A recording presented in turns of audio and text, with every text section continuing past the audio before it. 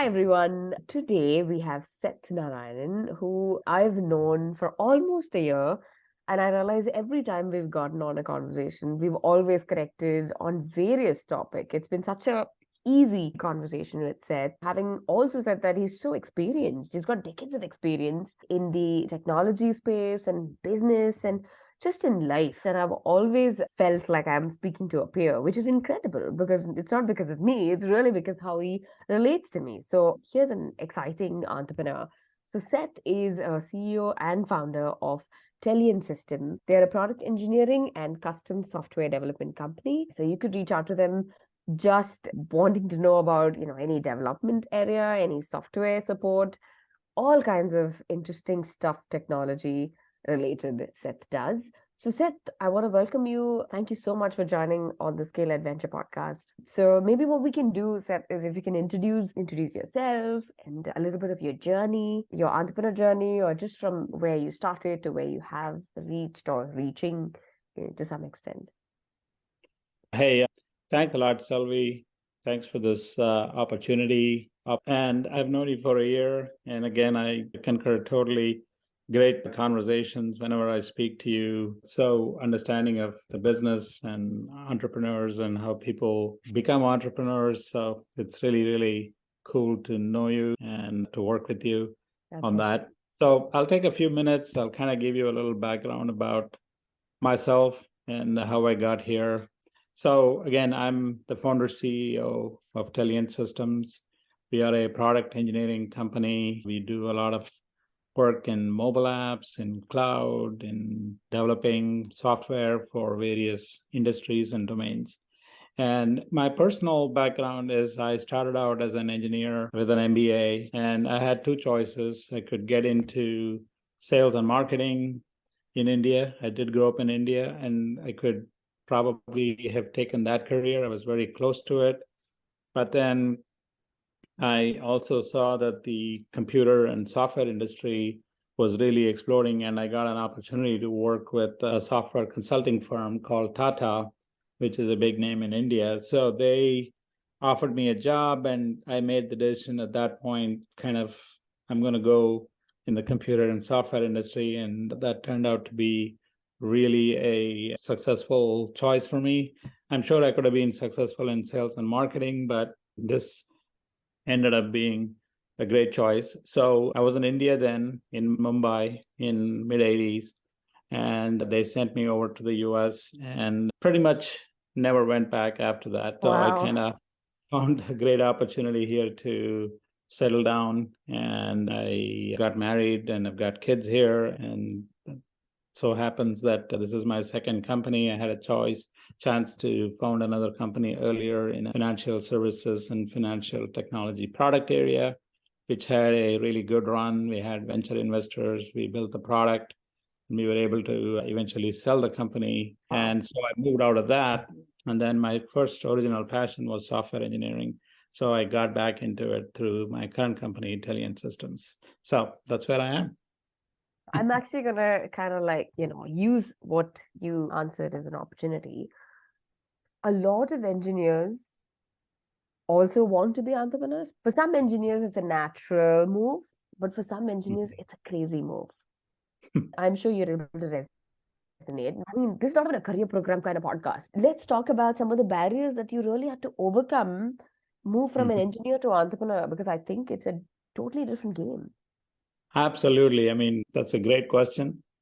And I'll tell you this, after my engineering education, I say that I was a decent engineer. I really liked engineering. I thought engineers were the bee's knees back then.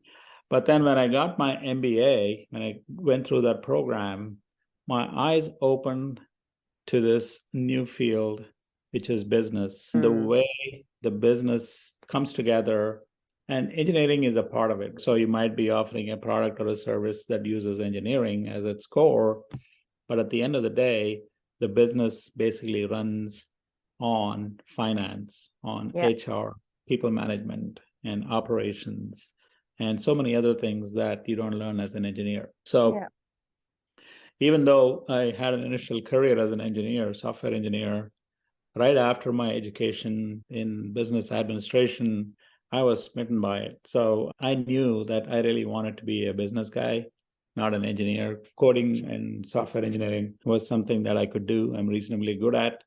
But what really drove my passion is how do you create a business that is successful, that makes money? And people look at businesses as a way to make money. But more than that, a lot of times Mm, for a business to be successful, you need to solve a problem in the industry yeah. or Love. wherever you are, right? So that is my perspective. And there are a lot of people that enter into business not being equipped, even with the fundamentals of how do you read a profit and loss report? How do you look at a balance sheet? What are your assets? What are your liabilities? If you don't know those basic concepts, if you're starting out to be an entrepreneur, my first advice to you is at least get into some kind of a formal education on those concepts. And how do you read a balance sheet? How do you know what your financial health of the company is? How do you motivate employees? So those are things that, since I had that basic education, it really helped me. And my advice to entrepreneurs would be Mm,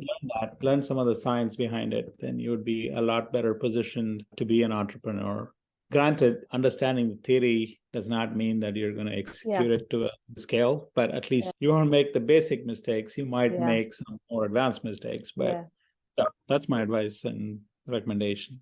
Nice. That's a very useful advice, but something very interesting, very important point you touched, which I think is the fundamental, right, for any business. Yes, you're right. We can make money if you run it well. Otherwise, you can lose a lot of money. But above the making money, the important point that you touched on is you have to solve a problem. What's the Yeah. problem that exists and what problem are you solving for your client? And I thought it'd be useful to kind of take that question to what Telliant system does. Do you want to maybe tell us one or two problems that you are going after or have been going after, and what kind of solutions you provide for your clients? Great question. And that is something that I constantly ask myself as well. What are the problems that we are solving for our customers? So I think there are maybe 3 or 4 categories generally that those problems fall into. The first case, very simple, straightforward case, is a lot of our customers are entrepreneurs.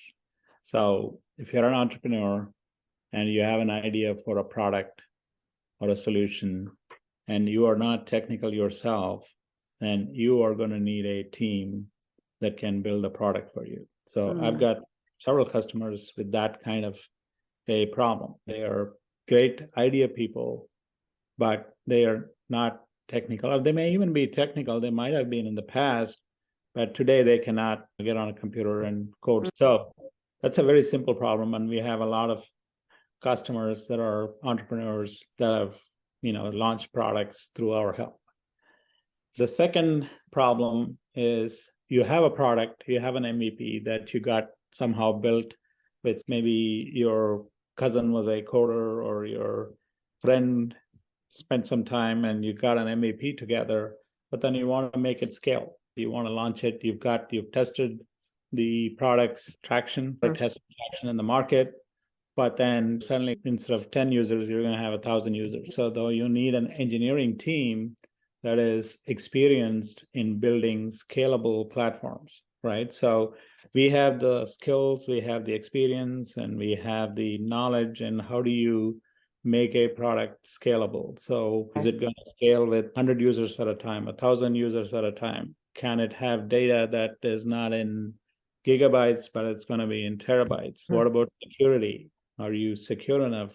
So those are some of the questions that we can answer for clients that want to scale. And then maybe a third category of clients is if we are working with larger clients who have everything. They have technology, they have people, but what they need is an expansion for a specific project, or maybe all their engineers are Windows and C++, but they don't have cloud expertise or they don't have some of the latest expertise that they need.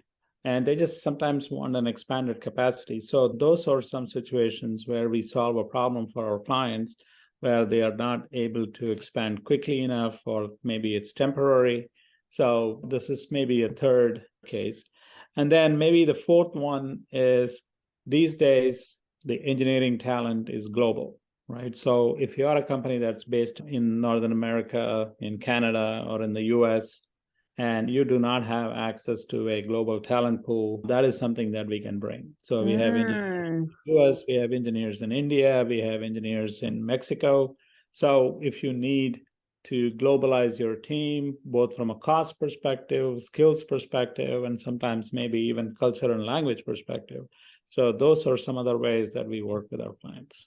In fact, what I understood is you start with someone who's got the idea to someone who is grown, everything going well, but they need to spin off into something new. They need a new skilled employee or team of some sort, but they don't have in-house, which you provide. So I like the 3 or 4 division that you talked about. So let's pick one category. I would assume there are 4 different categories of businesses that we're looking at here. Let's talk to companies that want to expand and that want to scale, that they have not just traction, they are at a decent size. Some of these guys at traction level, they're not thinking of scale. They're at a decent level.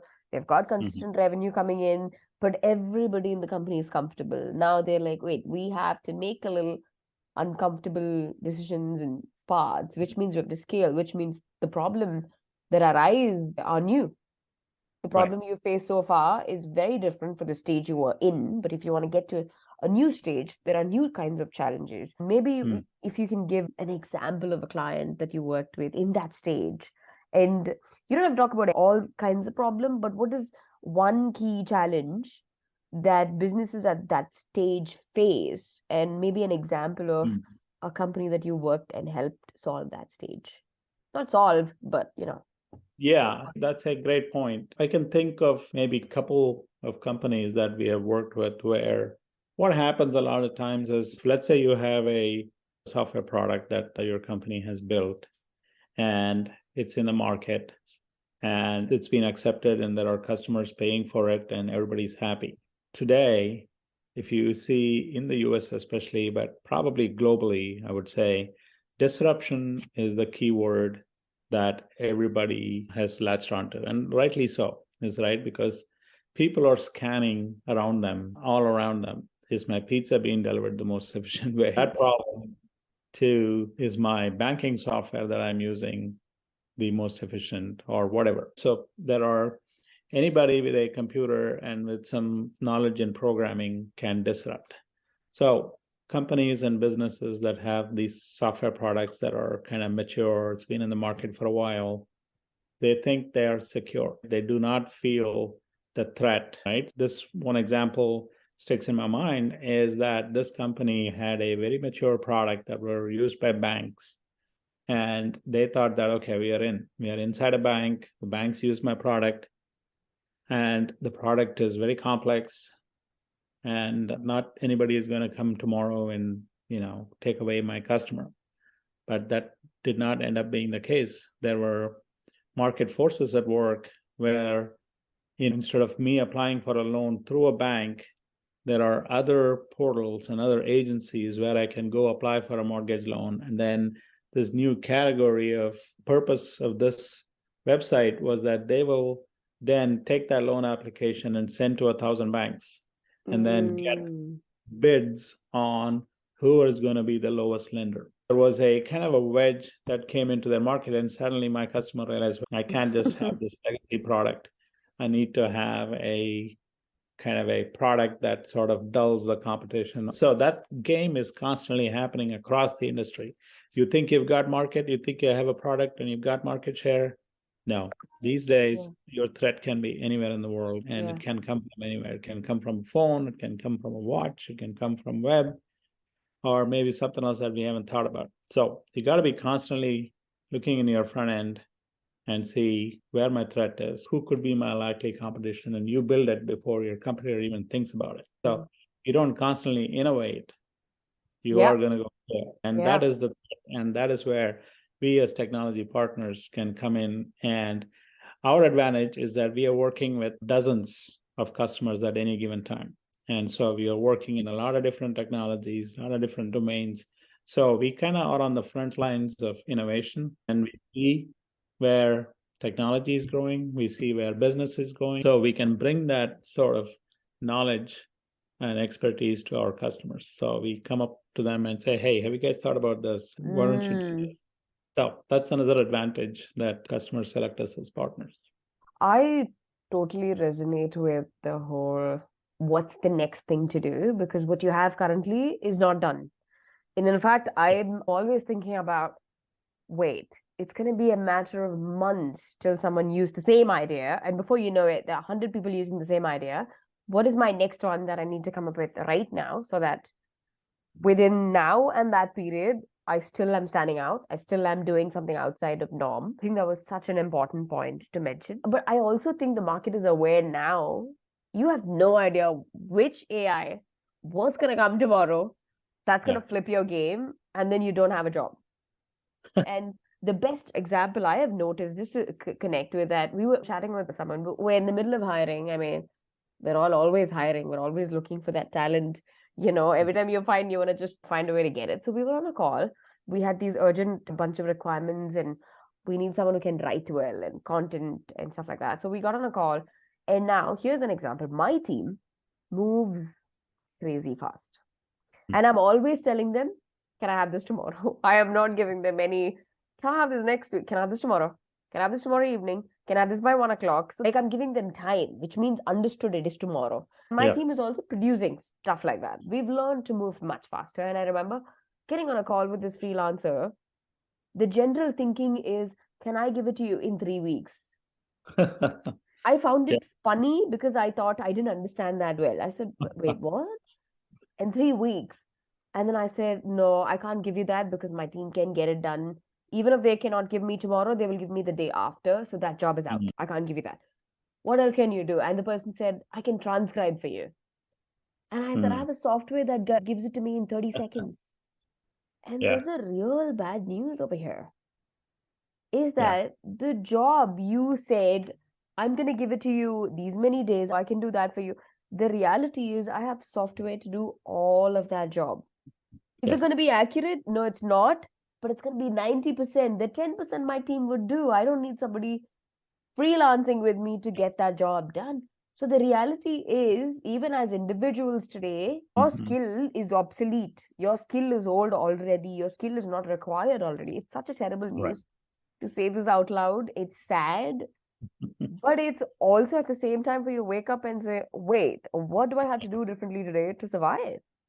It's really a matter of that, So I appreciate the fact that you brought it up because it's also one of those bad good news. But if you don't address the bad news, you're not going to get to the good news. So I really loved that point that you brought up. Absolutely. I think disruption and innovation, I know these are buzzwords, and I'm not trying to be, throwing buzzwords at people, but it's kind of like a wave. It's almost like it's permeating everything that is out there, right? There is no safe or set area of human endeavor, in my opinion. I think everything is up for grabs and up for disruption and up for innovation and change. And of course, not all ideas are going to be good. That's the beauty of it. It's a kind of a democracy of ideas. So there might be 10 different solutions to a problem, and maybe one or two will succeed. And today, for example, a big thing everybody's talking about is electric vehicles. And some have actually written off everything else. They think electric is going to be the winner. We don't know that. There are small companies and innovators out there that are innovating fuel cells and hydrogen fuels and other things. And maybe there is another solution out there, right? But we all know that more or less internal combustion engines are going to be gone. So I was talking to a neighbor of mine whose family in Taiwan has a carburetor factory, and they have a lot of clients that they sell radiators. And a lot of the engine cars that use internal combustion engines need radiators, and they have had a nice market, but they have realized that is going away. And so now they're investing in electrical markets for electric cars, maybe charging stations, maybe fast chargers and things like that. So that's where you are. You got to see, I don't know what the lifespan of whatever industry or whatever product you have. If you're lucky, you will have 10 years. But a lot of times the innovations happen so fast that by the time you're out with your product, There is somebody else offering something else that you need to Yeah. be. That's the industry we are in. So to kind Yes. of think it back to what I started with.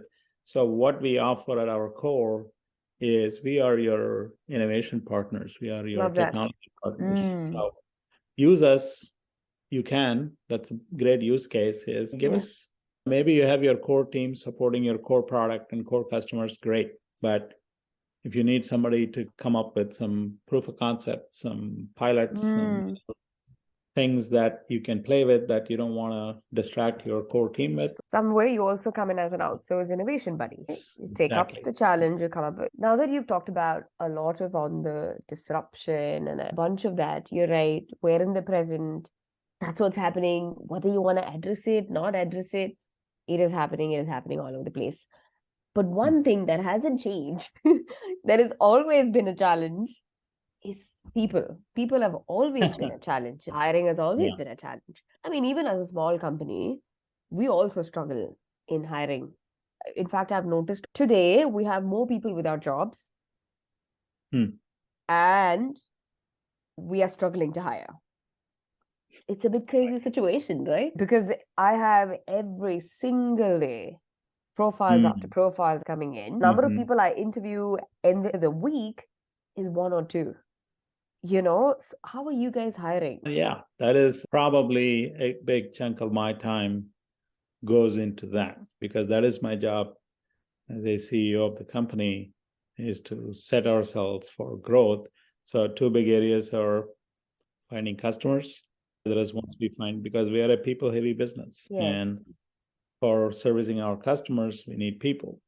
And we kind of knew going into it that this is our business. We are fine with that. There are challenges with a product business, but we know services business has its challenges, which is getting people, right people at the right time. So, I mean, in terms of strategy, there are maybe a few things that we do. One is finding just-in-time talent. Kind of compare that to a just-in-time inventory like manufacturers use. If I need a part, do I immediately go hire or look for that part in the market? So if you do that, finding the right fit, finding the right price is going to be very difficult, especially in our industry. So what we try to do is we kind of prime the funnel. We hire people twice a year, right, as interns and then as trainee engineers. And we see where our business is going. What are the skills that are becoming? So we try to predict that we're going to need more engineers in front end UI, or we're going to need more engineers in database. So we always have a skill group matrix that we maintain, and we see where our maximum demand is, where our gaps are high, and we try to predict that what it is today, what it is going to be 6 months from now, what it is going to be 12 months from now, and then we hire people and we start training. And then training in the sense that we do a lot of internal projects, proof of concepts, pilots, and to do two things to kind of keep sharpening our skills and also to see who's actually good. So because the resume might look great, they might have gotten straight A's. Are they good problem solvers? Because at the end of the day, I look at ourselves as problem solvers. We want to see somebody that can think quickly, that can come to the solution, the right solution that is, the best fit in terms of how fast it'll work, how cheap it is, and things like that. So that's what I look for. I look for problem solvers, or we as a company look for problem solvers, and then we can teach them the skills, whether it's language in our business is just a sort of a part of the skill, but it's not the core skill. The core skill is problem solving. That's the mindset that I try to project within our company, and that's how we like to hire. And then the other thing is not everybody is good in everything. So we try to discover what is this guy's core strength and try to see if he can align the job or the role with his core strength or her core strength. So that is another thing we do. And then we treat them as people. You want people that have fun, that are having fun, and that look at us as a place where they are respected and where they are doing challenging work. As you know, people, even though they may work for a company, at the end of the day, they work for their boss, right? So if your boss, if your manager or immediate set of managers don't treat you well, so that is something that we also look at to see, Are they learning? Do they feel like they are heard? And things like that. So there are a lot of things here, but we haven't solved the entire problems, but we know what we need to be looking at and how we need to be thinking of things. And we are doing it better every day as we go, right? Very useful. So, because I have so far asked this question, and I have a lot of people talk about how to keep them happy, treat people as people. Obviously, if they work for you, treat them special, encourage them, give them challenging work, all that point, I love it. But so far, I've really struggled to get answers of how do you hire? And I love the answer of you hire twice and you hire out of college and you prepare them, you train them so that when the challenge comes, you send them out. And I hope people find it valuable. And in a country like India, there's so much talent willing to put in the hard work and hungry. That's a great fit. And I love the fact that you said you're looking for problem solver, because we are looking for, we say it this way, are you willing to apply yourself? Then you will grow. I don't need a skill. I don't need you to be good at this. You committed? Are you willing to apply yourself? We will train you, because I have zero expectation. Because I finished from college. I'm not discounting college, but my world of learning really started once I started working. And it's okay. So I'm okay with you not having any experience, but if you're willing to apply yourself, I think this game is great. Such a valuable answer. I am going to wrap it up. But Seth, this is such a fantastic interview. Thank you. Because I think each of your conversations were valuable and applicable and easy to grab it, copy it. Let them copy. Like whoever is watching it, take the idea, No, I mean, that's my motto is whatever you know, whatever you've learned, share, because there's plenty of fish in the ocean. So there's really no shortage of good people. And I'll tell you what, though, I haven't found somebody that I can see that makes sense. That's the talent this guy has. And then you figure out how can I best fit him into the roles and jobs we have. And so we rarely fire. And I'll give you a big example. A while ago, a few years ago, we had one project that kind of came down and ramped down. And we had this big team of people that we didn't have immediate roles for. And obviously, firing was out of the question, or letting them go was, because that's not our tradition and we don't do that. So we try to fit them into other projects and other roles. And then we found out that one of the companies that are friendly to us needed a whole bunch of engineers in a certain skill, and we happened to have them. And so we said, here, take them. And they interviewed them and they selected about 10 of them. And I was totally fine. At the end of this process, we ended up not laying off one person. So that's the way I look at it, is if you treat them right, people will stay with you longer and know that you care about them. Everybody might have the luxury to do it, but we at that time had that luxury and made that choice. And I think over the long run, it kind of works out. I don't think it happened that way that, I feel like sometimes you're intentional about a lot of things, so it works out. I don't think these kind of things are not accident. Taking care of people is never an accident. It's very intentional. You have to be mindful at each point to be able to have this result. It doesn't go well because it's intentional. I'm sure you've put an attention to it. And like you said, your job is to sell and take care of people. But overall, thank you, Seth. It was such a great interview. I've absolutely enjoyed just each of our conversation. It's such an easy flow. Like I said, it's always been great having a conversation with you.